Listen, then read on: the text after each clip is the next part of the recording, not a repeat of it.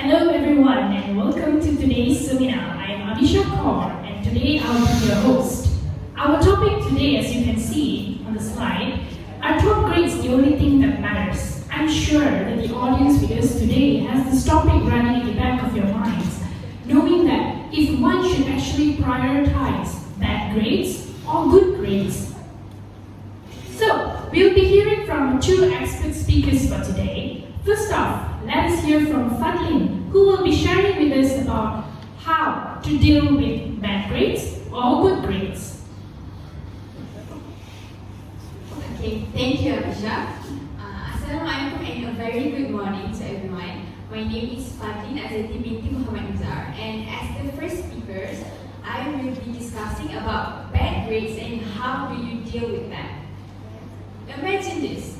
You didn't study enough for a test or you slacked off a little this semester. Now, you receive a bad grade. Your heart sinks a little, your skin turns pale, and your mouth goes dry. You didn't know who to blame. Perhaps yourself. You may even shed a tear or two. And believe me, we all have gone through that. We all have experienced it, right? So, however, getting a bad grades from time to time is a common part of being a student. So the most important aspect is getting past the disappointment of that bad grades and planning what is your next move. Believe me when I say that I've had my fair share of bad marks or work years. So I basically speak from experience when I say that moving forward is necessary to do better in the future. Therefore, today's seminars, I will give you some tips on how to deal with bad grades. The first one is that you need to stay positive. This is one of the most crucial stages while dealing with bad grades. After you're done thinking and calculating everything in your head, it's time to take a deep breath and move ahead. Forgive and forget, so you don't. You need to forgive and forget so that you don't let that one bad grade have power over you. Your response to it will also impact your performance next time. So the only way to successfully get over the problem is to move ahead and not looking back. So that this helps to ensure you don't stress or beat yourself too much. You need to reconsider your errors. No one enjoys making mistakes, but that mistakes are necessary, which as it helps us grow. So embracing these attitudes with errors is called growth mindset. Do you know that our brain develops when we make mistakes? So applying the knowledge we have acquired through trial and errors allow us to avoid repeating them. Next, you need to recall why you are studying. Learning can be challenging sometimes, but at times we forget that we forget about the process by only focusing on the result.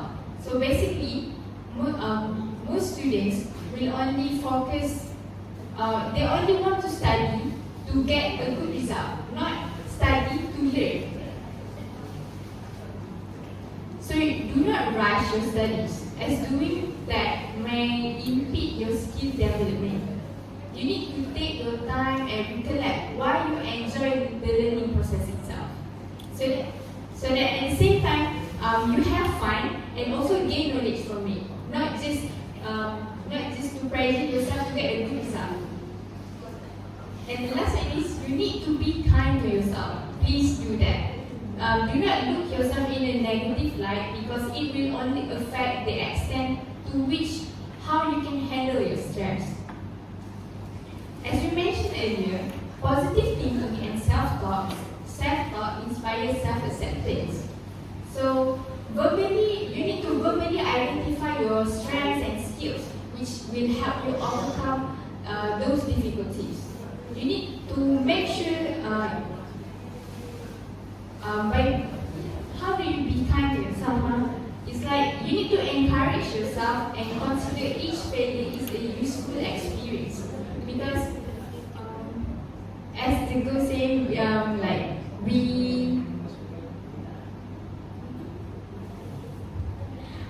it's like we learn from mistakes.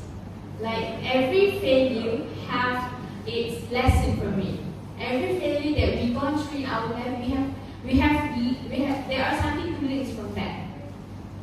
The next one is that you need to be disciplined. Self-discipline is an invaluable skill to learn and develop over the course of your life. And it will also help you tremendously throughout your academic career. Inevitably, as a student, there will always be a subject that you don't love or a period of distraction in your life. Which is why it is so important to develop self-discipline in order to succeed through those times of less motivation. Even if it is something that doesn't come naturally to you, there are ways to find, or there are solutions for it and how you can cultivate them. So the first step is that you can start with small goals. Do not fortune at once because it will only overwhelm yourself. Like for example, when you do not like, when you have a big test coming up, do not only focus on getting good result on that big test, but you need to set a small goals. Like usually before that big test, your teachers will always like give you small quizzes or small tests. Focus, create a goal on that small quizzes or tests so that you don't put pressure too much on yourself. It is better to set the small goals and achieve them step by step, because these baby steps will eventually make you reach your major aims. The next one is that you need to plan enough time for each task. You need to make sure that you have time to complete each assignment properly. Like from my experience, like I love to procrastinate. I procrastinate all the time. So when I have to do that, when there are assignments that is due on that assignment, I will do it like a week before that submission date. And that really stressed me because I'm afraid that if I do this, will I get it right? Will I get an A? Will my grade be good? Because I do it on the last minute. I didn't really analyze the thing that I learned or the thing that I wrote on that task. So that's really bad. So do not procrastinate. So you need to plan enough time for each task. You also need to evaluate your skill and decide how much time you need to overcome that workload successfully. And the last one is remove distraction. I think this is a major one. Every time you want to focus on something, there will always be this distraction. Like someone is calling you, someone wants to gossip with you, something like that, right? You need to, when you try to study in one study area, that place is not comfortable for you, not quiet, it's loud, it's people are talking, something like that. So you need to try and find a quiet, comfortable study area and put your smartphone on silent mode. This is the most important one. Please put your phone aside when you are studying, because that is like the biggest distraction. We always have phones in our hands, So, like, I know sometimes people will say that I need that phone also. I need to search for some things for my study, but actually it's not. It's not. Believe me. I'm going to say this based on my experience. Here are some tips that I also use for myself. When I was in high school, I made this deal with my dad where he will put me on a phone time limit, which is like when I have a big test coming up, and for example, I need to study this topic like biology, and then I need to study for like 3 hours. he will take my phone and I will voluntarily give him my phones to hold on to. So all those 3 hours, I will study. I will try to focus on my study without my phones. And at first, it's hard. I'm not gonna lie. It's hard to like being separated from your phones. You know, as teenagers, you always are with your phones, right? So when you get separated from that, you get like anxiety. You know, like, I think my friend text me lah. I think my friend text me or something like that. But eventually, it becomes, it helps me. It makes me focus more on my study when my dad hold my phone, because I know that,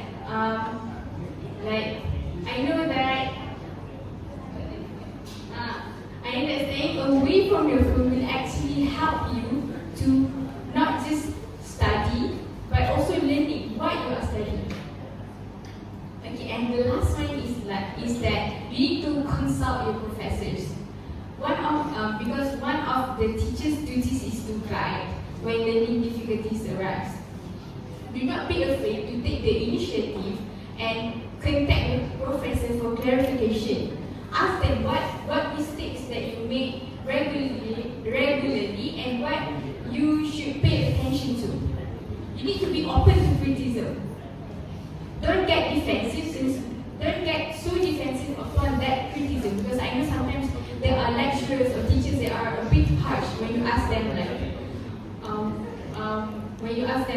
why I got wrong in this part or in this certain part, and then they critique you, but in a harsh way. I know it is, but you need to be open to that, because they only want to help you. They want to help you improve yourself to be better for yourself. So don't get so defensive, since learning is a constant task of identifying and fixing mistakes. Accept the criticism and recognize your mistakes. The last one is clarify how you can do better. Once you receive the feedback from your teachers or lecturers, ask them for further advice, because it also helps you in your task, because they may have some important tips to boost your academic performances. That's all from me.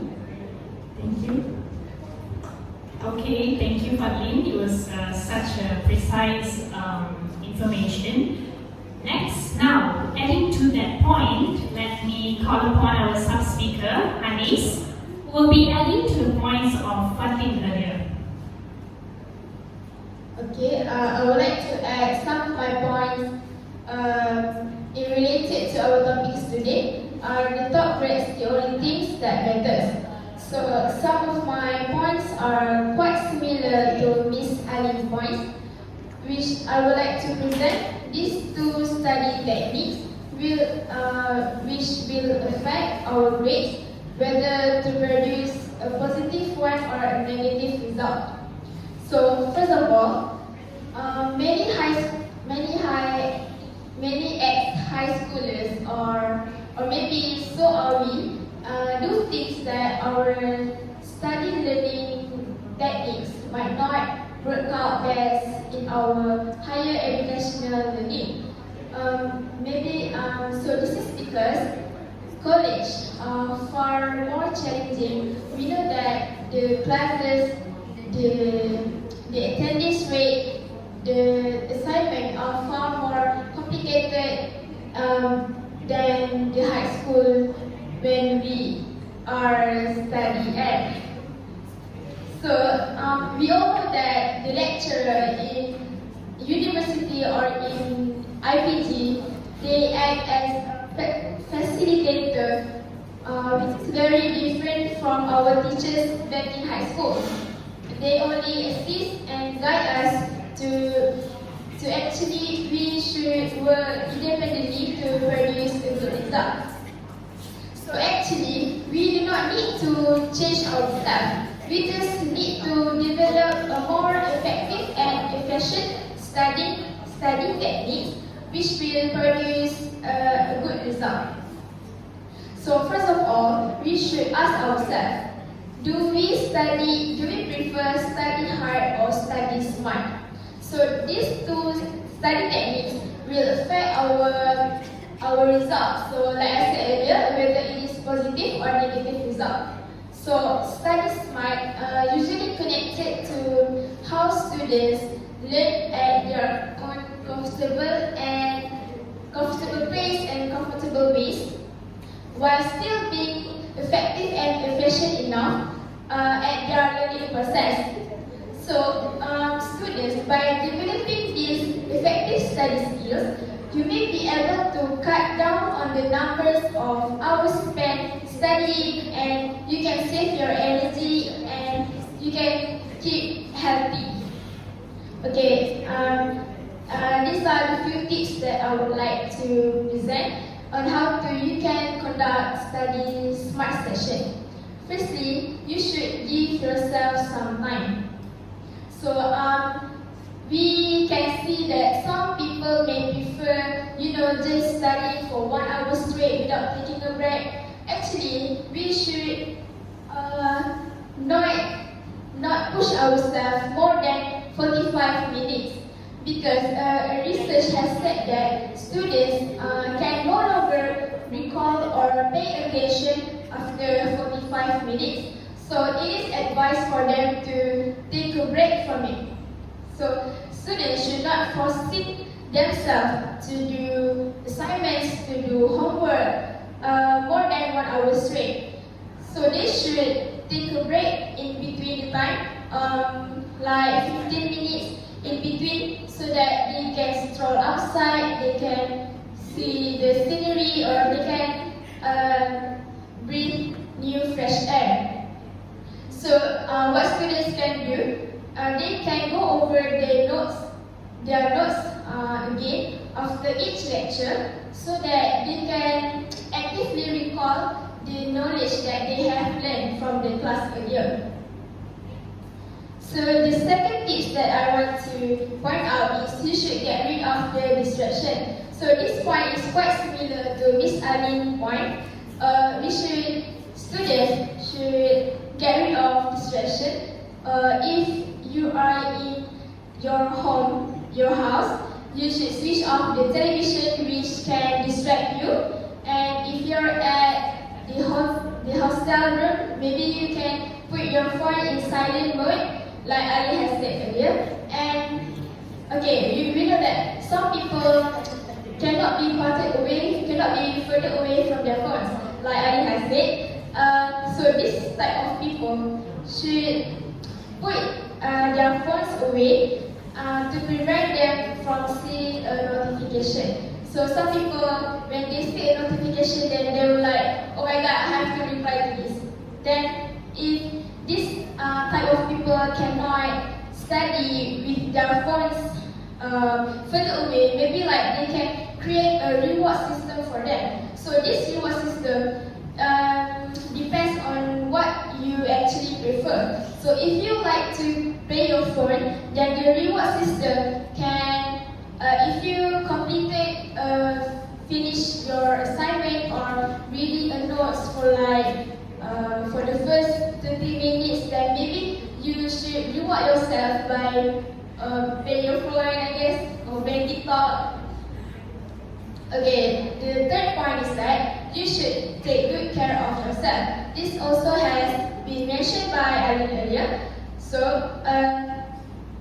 many students, they tend to skipping their meals, not getting enough sleep.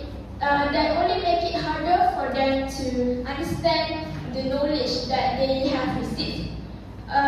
This can elaborate by you are what you eat, or something like that. So if you maybe like you skipping meals, or you eat instant food, for instance. So we know that instant food is not actually good for ourselves if we take a long period of time. So our brain cannot be working efficiently if you take not healthy foods. And maybe if students, some prefer take coffee to stay awake, to remain awake.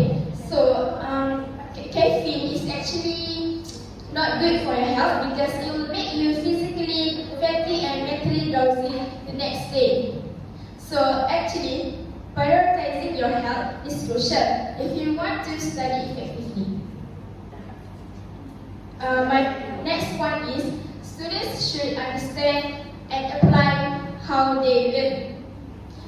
We learn that in psychology, we learn about our learning styles, which are maybe visual, auditory, and kinesthetic, and so on, right? So some students may prefer flashcard. Some enjoy studying while listening to music, or maybe they are auditory kind of person.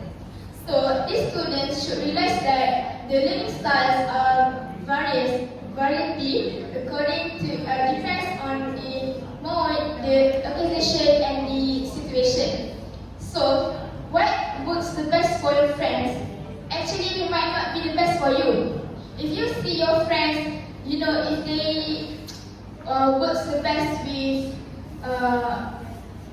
making mind map, or you feel like, oh my god, her nose is so pretty, I want to be like her too. But then if you do it like that, what if the study techniques does not apply with yourself? Then you will feel like it's a waste of time then, because you don't actually similar the kind of technique.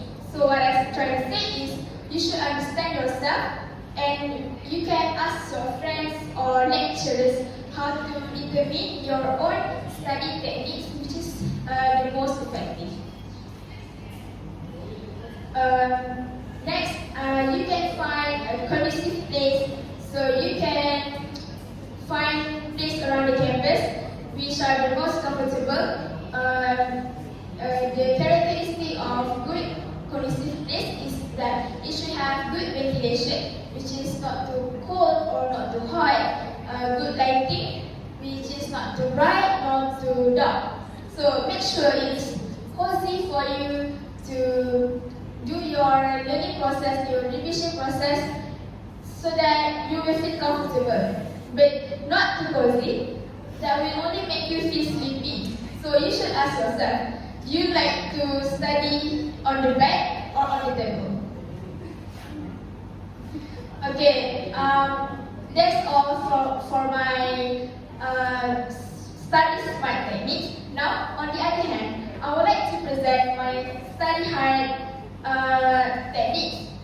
Do some people actually apply study hard technique? So study hard often visualized as pulling all-nighters, only doing assignments, or completing a complicated task consecutively without taking a break. So many of us did not notice that these study hard habits may affect our lifestyle and health. For example, some people push themselves to read or complete complicated tasks for 1 hour straight without taking a break. So actually, they are forcing themselves to achieve what they have targeted earlier without taking a break. So if these study hard habits are overdid and practiced for a long term, they may face fatty eyes and sleepiness. More importantly, it can cause high blood pressure at young age. So what I'm trying to say is, of course, good grades are important, but that does not mean that you should force yourself to go beyond your limits your body and your mind could take. So this is because the negative impact is far more worse than what we could imagine. So last but not least, students should understand how your mind and how your body works. You should always remember to treat yourself better. We are not robots, we are only human. We have a long journey ahead, man. So I think that is all from what I want to point out. Thank you. Yes, I totally agree with Hanis, especially the point on understanding your learning styles. I'm sure all of us have different learning styles. So, right now, without further ado, I would like to call our second main speaker for today, Fazinda, who will be sharing with us the consequences of prioritizing your grades over your well-being. Alright, hi, assalamualaikum, and a very good day, I bid to all. My My name is FAZINDA or BATRISYIA, become a FAZLHLIN, and I'll be talking about the consequences of prioritizing your grades over your well-being. Now, before I get into my points, let me first get into these great things. Of course, as a student ourselves, I know you can relate much on how we emphasize the importance of getting good grades and how we value them. It's we are willing to do anything and sacrificing many good things just for the sake of getting good grades. Now, I'm not here to say that, oh, we're not in a place to get good grades and how grades are not important and how we should strive to get good grades. No, that's not the case at all. Obviously, we as students are bound to do well in our studies because first to ensure our future is in good hands, as well as we can contribute ourselves as a society, as a member of society, I'm sorry. However, despite getting good grades as our prior goal, let me ask you a question. How far should we go to achieve good grades? Because apparently, there are many cases and issues out there involving students regarding getting good grades, and it's to the point of sacrificing their well-being. Alright, without further ado, I'm going to first talk about health. But first we're going to focus on the mental wise. So it is undeniable that the idea of getting good grades actually deteriorates our psychological health. This likely happened because of the unrealistic expectations the surrounding have for us, as well as the pressure. And this surrounding can be from your parents, the teachers, the school, the society, and many more, you name it. And the common examples of the pressure students usually get are to be able to get into the good and right universities, retain scholarships, study abroad, and get into the desired course. For example, medicine, law, engineer, the course that people stereotypically perceive and be entitled to as successful and are high in salary.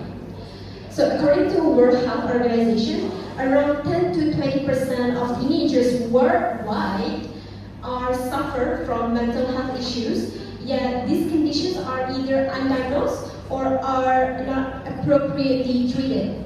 So the mental health issues here include higher levels of anxiety and depression symptoms, for example, low in mood and lack of interest in one's enjoyed activities, lack of motivations and engagement, stuff like that.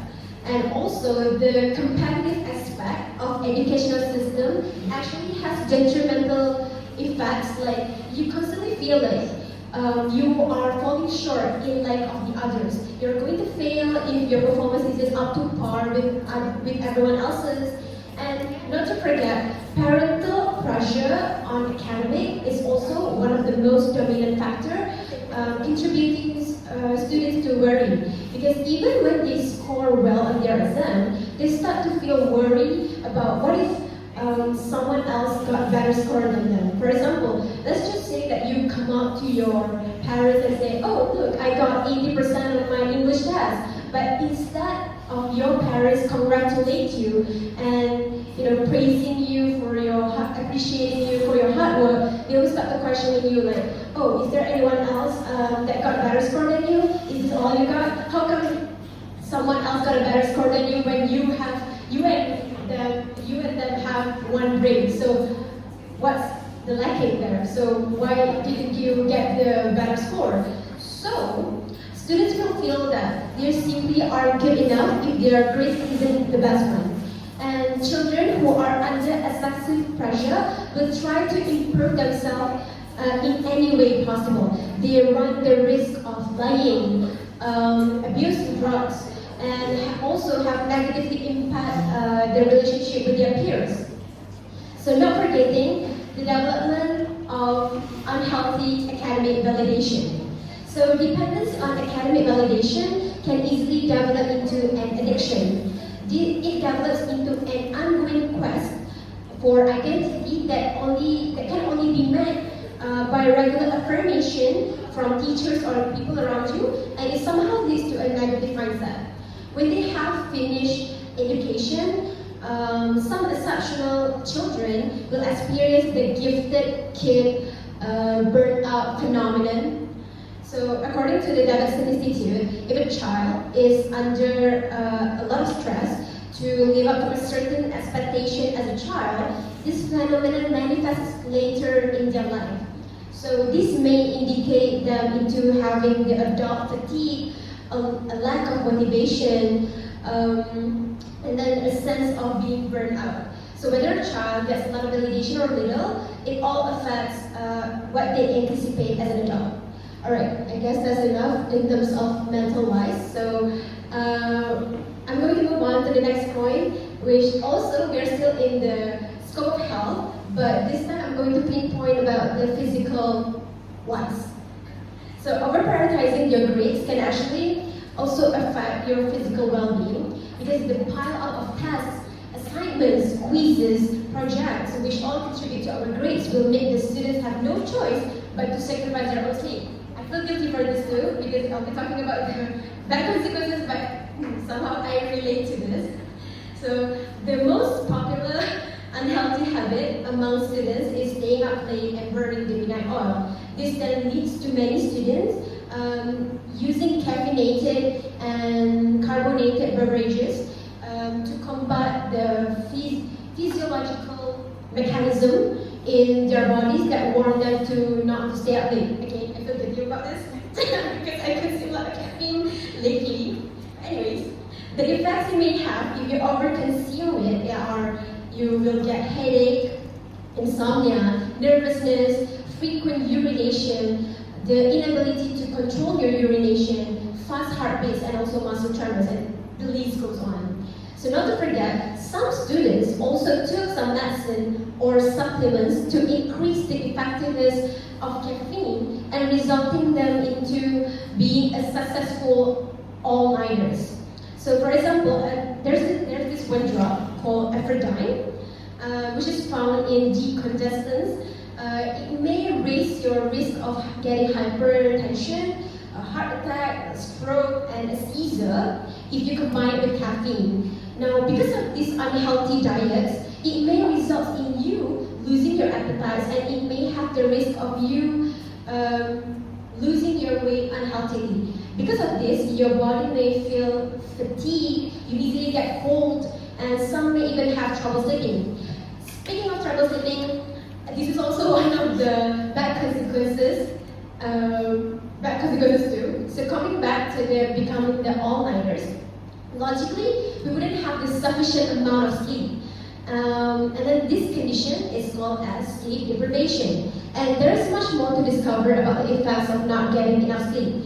Lack of sleep increases the risk of catastrophic cardiovascular conditions like heart attack and stroke. So the reason for this, according to the medical professionals, is that sleep deprivation may disturb your brain region into regulating the circulatory system or results in inflammation that increases the risk of blood clot development. On the other hand, is the immune system deficiency, because long-term sleep deprivation has a similar effect to chronic stress. It can lower your immune system response and make you more susceptible to infections, including the common cold and flu. Alright, I feel like that's enough talking about this health thing, because I feel like I'm a doctor now, which I'm not. I'm going to be a teacher. So, okay, that's enough. Okay, let me just move on to the very last point of these consequences of you prioritizing your grades over your well-being is in terms of the student's performance. So parents who place too much emphasis on academic performance downplay the value of compassion and social skill. So they might be causing their kids the inability to develop into well-adjusted people and valuable contributors to society. They will less likely to participate in extracurricular activities because they feel like by participating in them, they will have less time to study. They tend to make them lose focus on their studies, as they will focusing a lot more on the activities that they join. Okay, So this will also minimize their potential on developing their social skill, which is also one of the most crucial roles in becoming competent and all-rounded students. They will then encounter issues in their interpersonal interaction with their parents, peers, and teachers, as well as they will elicit overwhelmingly unfavorable reactions from other people, which increases peer rejection. So violence in school has a history of being associated with peer rejection. So I guess that's all for me. I'm going to pass to our MC. Wow, earlier just now, HANIS mentioned about caffeine, and now Fazinda is mentioning about caffeine. This worries me a lot because I'm a coffee lover myself too. So I bet the audience wants to hear more besides the points shared so far by our speakers. Maybe they would want to hear more about mental health.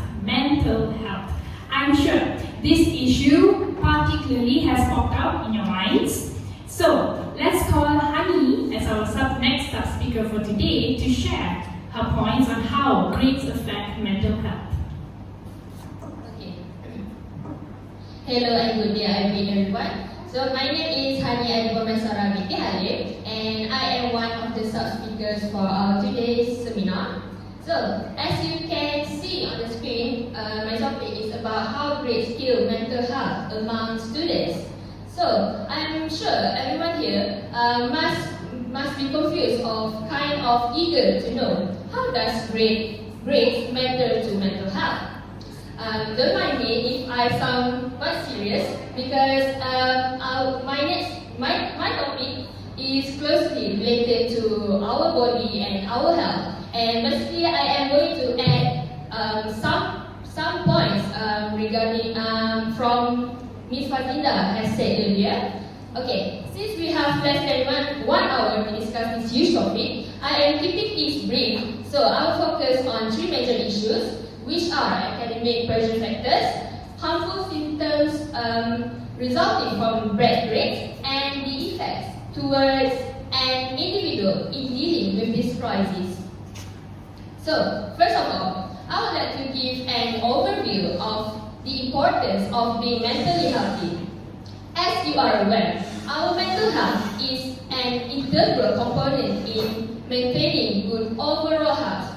According to the World Health Organization, WHO, when an individual is mentally healthy, they can realize their own abilities, cope with the stresses of life, and work productively and make positive contributions to the community. Comparatively, individuals with poor mental health issue, they may start to withdraw and experience debilitating symptoms such as depression and anxiety as mentioned earlier. So here, my first point concerns about where does the main sources of academic pressure comes from. I believe everyone here, including me, had the experience of feeling burdened with educational loadworks and alongside with our personal responsibilities in our life. Don't worry, you are not alone. I've been there too. So, it is a common experience for us, particularly we, the learners, when we have our personal goals to be targeted. So, while it is important to reach your goals, it is also essential to balance our goals with our mental health, which is we need to avoid feeling overwhelmed or discouraged in striving for good academic achievement. Therefore, I suggest you to set some realistic goals. It is important because setting realistic goals, since it is we need to set some realistic goals because we need to target it is achievable within certain period of frame time. Also, we need to avoid feeling overwhelmed or discouraged if we cannot reach the goals which we have been dreaming on. Apart from that, our family expectation might be a challenging experience for us, the learners or the students. Yes, it is important to listen to your family's expectations and advices, but it is crucial too to establish your own goals and your priorities and communicate with them effectively. They must know what are you trying to achieve, and they also need to respect your decisions. However, don't let their words bother your mind. Instead of feeling pressured, why don't you have an open or honest conversation? Talk about your goals, your aspirations, and explain how their expectations are affecting you. Remember to communicate in respectful and non-confrontational way or manner. So by communicating and setting the boundaries, you can manage your problems in studying in a more healthier way. Next up, the third point that I would like to talk about is the expectations that are set up by the educators and the school administrators. Often we heard about some teachers are openly compare students' level of intelligence in the classroom. So through this, the students have the feeling of discouragement. The feeling of discouragement will boost up, and this can damage their healthy mindset in striving for good grades. So if they miss their targets, they may worry about disappointing themselves, their parents, their teachers. Enough for the academic pressure factors. We will continue with the next subtopic. Turning our attention now to the second subtopic, which is the harmful symptoms that students experience from achieving bad grades in examination. So from the article, the impact of stress on students in secondary school and higher education in 2019, it is found that the pressure of making perfect grades is associated with these symptoms, as stated on the screen: anxiety, depression, high level of stress and burnout, and poorer quality of life. So let's move on to our main points. Anxiety and depression, as mentioned by Ms. FAZINDA earlier, they are both related to resulting pressure to perform in aiming for good grades or perfect grades.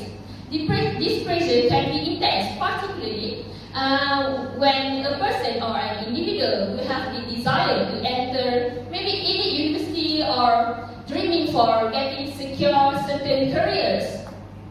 Now, I'd like to expand on the high level of stress and burnout symptoms. Overwhelming academic pressure can lead to burnout, which is characterized by exhaustion, cynicism, and decreased effectiveness. This burnout can lead both physical and mental health problems, including what I have mentioned before, depression and anxiety. So consequently, these burnout students who prioritize grades over anything else, they most probably they sacrifice their social activities, their hobbies, and their relationship in order to focus on their studies. Next, another symptom I would like to point out is an individual would face a poorer quality of life. To put it simply, one's overall health condition has a significant impact on mental health. You must remember, poor mental health can lead to the feelings of hopelessness and despair. Also, focusing too much on perfect grades only makes you suffer. When you spend most of your time studying, certainly you feel lack of energy to engage in social activities, and you may confront sleep disturbance too, such as insomnia. Do you think you are strong enough for not being able to get a peaceful sleep after dealing with tons of academic material? I don't think so. Hence, to put it simply, it's not okay to struggle without taking care of yourself first. Now let's move on to the effects of the big issue on mental health. I would like to emphasize that it is harmful if you see a person who have the obsession with perfect grades. Simply say they are lifeless. Basically, in their life they can't try anything new. They feel lacking if they are not studying. For that reason, extreme competitiveness happens among the mates. So once again, I would like to mention, don't torture yourself. Working constantly until late of the night is useless if your body is damaged, right? Not only affects your mental health, your physical health will get worse too. So in conclusion, let me sum up my points. Overall, grades can play a significant role in mental health students, particularly if they prioritize grades above all else. It is important for students for taking care of their mental health, and what they can do. They can practice self-care, seeking support from friends or family, or reach out to mental health professionals if needed. Thank you for your attention. I hope you found this session useful. I am getting sad listening to mental health, mental health, mental health. Let's switch up to something more interesting. Your grades don't define you, but they do matter. Yep, that's a very common phrase that has been revolving around us, but yet there are people who still don't take it seriously. So, VHIESHVAA here today with us, as our next sub-speaker will be giving his point of view regarding the phrase. Thank you, AMISHA. School literacy doesn't guarantee success. Don't let grades define who you are. A very good morning to everyone. My name is VHIESHVAA, and our topic today is top grades the only thing that matters. After sharing to the speakers today, I've come to a view that grades don't define you, but they do matter. I'm thrilled to be here today to be talking about this important topic, and I promise to keep things light and fun, because I know that sometimes grades can be a drag sometimes. So, why are we talking about grades today?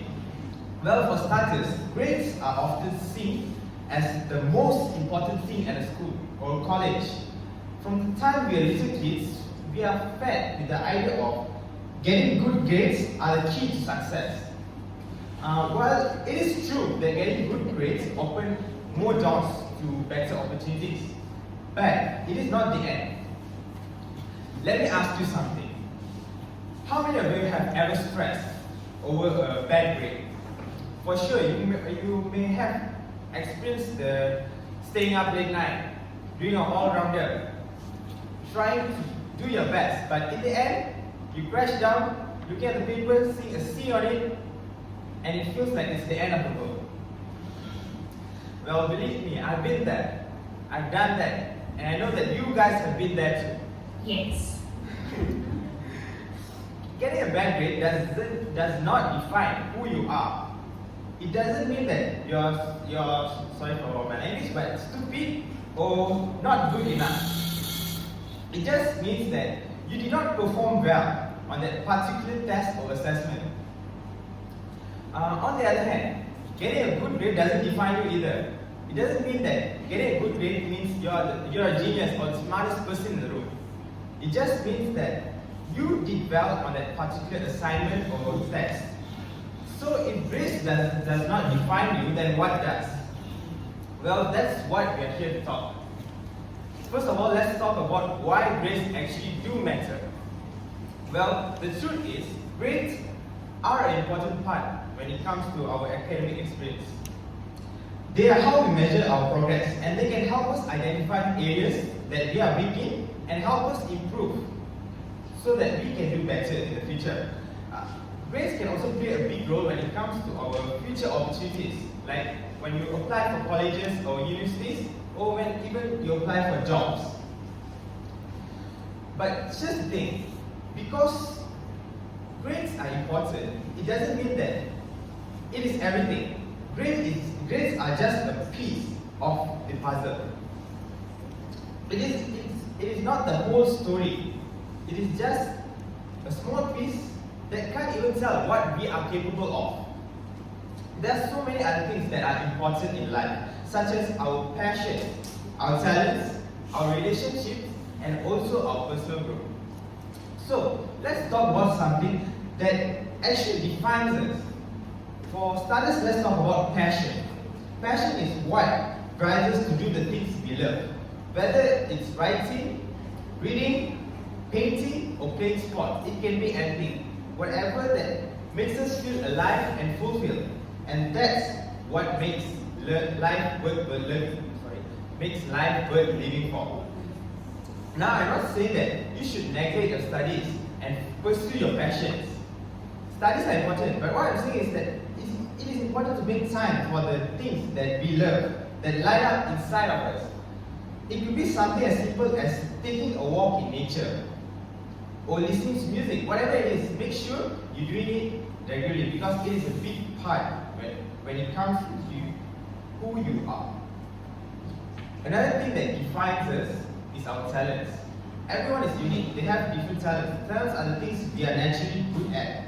It can be singing, playing an instrument, or solving complex math problems. When we use our talents, we feel a sense of accomplishment and pride, and that's a great feeling. But here's the thing, not everyone has the same talent, and that's okay. We all have different strengths and weaknesses, and that's what makes us unique. So don't compare yourself to others or feel like you're not good enough because you do not have the same talent as someone else. Focus on developing your own talent and using them to make a positive impact in the world. Next, let's talk about relationships. Trust me, relationships are really important when it comes to defining who are we. Relationships are what make life meaningful, and whether it can be with the relationship between our family, our friends, and also our romantic partners. When we have strong, healthy relationships, we feel supported, loved, and also valued. It is important for us to prioritize our relationship and make time for the people who matter most to us. And finally, let's talk about personal growth. Personal growth is all about becoming the best version of ourselves, both inside and also outside. It's about learning from our mistakes, setting goals, and challenging ourselves to be better. When we invest in our personal growth, we become more confident, resilient, and also fulfilled. So as you can see, there are so many things that define us beyond just our grades. While grades are important, they're just one little piece in a puzzle. We are all unique individuals with our own passions, talents, relationships, and also personal growth journeys. I know that it can be hard to remember this sometimes, but especially when we're in the middle of a stressful exam assignment, it is important to remind ourselves our value and our worth. Even when we don't get the grade that we are hoping for, remember that a bad grade does not define you. And a good grade doesn't make you better than the others. You are enough just the way you are. So, what can you do to prioritize these things that really matter in life? Beyond just your grades, share a few tips. Number one, make time for your passions. Whether it's writing, playing sports, or cooking, make sure you're doing the things on a regular basis. 2, embrace your talents. Identify your strengths and use them to make a positive impact to the world. Don't compare yourself to others and feel like you're not good enough, and because you do not have the same talents as someone else. Just do you. Then prioritize your relationship. Make time for people who matter most to you. Invest in building a strong, healthy relationship. This can even help our mental health, as Ms. FAZINDA has said before. Okay. Number 4, focus on personal growth. Set goals, challenge yourself, and invest in your personal development. Remember that growth is a journey, not a destination. And finally, don't forget to have fun. Life is meant to be enjoyed. So make sure you're taking time to laugh, play, and enjoy the little things. What I'm trying to say is, grades are important, but they are not everything. Your grades don't define you, but they do matter. Remember that you are unique, valuable individual with so much to offer to the world than just your CGPA. So, school literacy doesn't guarantee success. Don't let your grades define who you are. Thank you. But your girlfriend can define you. Finally, thank you, VHIESHVAA, for hyping up this particular topic, since we were just focusing on mental health, negativity. Okay, so looks like we're coming to the end of our discussion about are top grades the only thing that matters between students. Before heading off, wait, don't switch off. I would like to conclude and give an overview of our topic for today, which is that We should stop grading everything in our lives, mainly when it comes to education. Okay, as all the points shared earlier, we can see that when we prioritize education too much, we often neglect our happiness. Am I right? Okay, so from what we have heard from our speakers today, it actually shows more negative effects than positive ones. So folks, we should always remember that we only live once, and we should never give in our lives towards the grading system, as it will not bring the good but both side effects. We are humans who live towards the phrase saying we only live once, which clearly shows everything we do has to be given a main priority to ourselves and our health. I hope the audience with us today learned some sort of information shared by our fantastic speakers for today. Thank you and have a nice day.